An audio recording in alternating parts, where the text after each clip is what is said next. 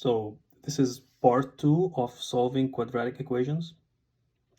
The first part we learned how to solve x squared equals something. Now we're going to learn how to solve a vertex form equal to 0. Remember, we have three forms for the quadratic equation. We have the standard, factored, and vertex. Now we're going to start with the vertex form. I'm going to use a simple vertex form. So let's say x minus 1 squared minus 36 equals 0.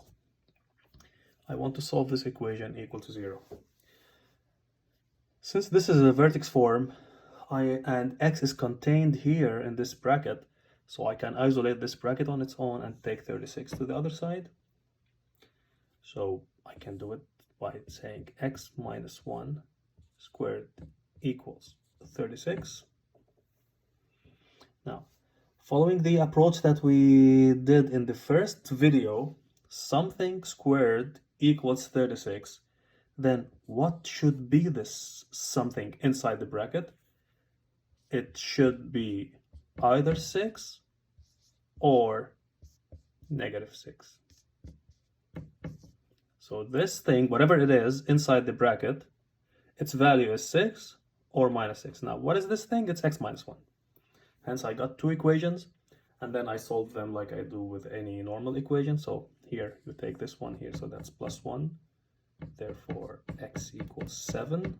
That is one solution, or one x-intercept, or 1, 0.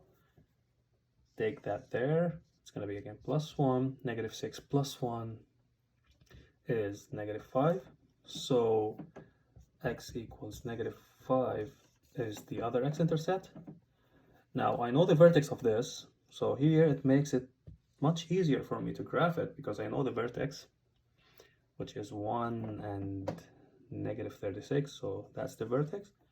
I know the zeros, so 1, 0 is 7, let's say that's 7. The other 0 is negative 5, let's say that's negative 5. And definitely I can know the x-intercept, the y-intercept. Put x0 here, so it's going to be 1 minus 36, so it's going to be like negative 35 here. And then you join them. Now you graph it easily. So now we graphed it. This is another way to graph the vertex form without doing the table of values, by just finding the zeros. This is example number 1. I'm going to show you a different example.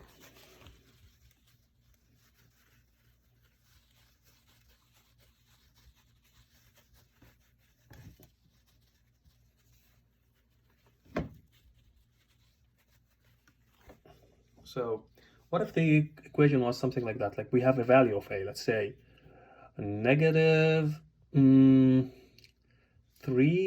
into x plus 4 squared plus 27 equals 0. So this is the vertex form. And I want to find the roots or the solution for this. Again, since x is contained here, it's a vertex. I know it's a vertex form.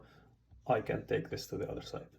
I'm allowed to do that. So it would be negative 3 something squared equals negative 27.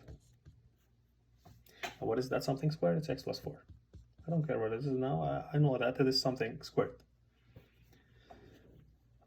So I need to isolate, consider this like big X, as if this is X. So put it on the side. Remember, if I'm solving like 3x equals negative 27, what should I do? Just divide by negative 3, both sides. Same thing. Negative 3 something equals 27. So divide by negative 3 both sides. This would cancel out. So now we have x plus 4 squared equals negative 27 divided by negative 3 is 9. Now I do my approach again. So something squared equal 9, definitely this something inside the bracket should be equal to the square root of 9, which is 3, or negative 3. Again, I solve this. take 4 to the other side, so x would be equal to, if we take 4, it's going to be -4. So -4 plus 3, that is -1. That is one x-intercept, one solution. Take 4 here to the other side, it's going to be -4, -4, -3, x equals -7. So those are the x-intercepts. So this is video number 2. Thank you for watching.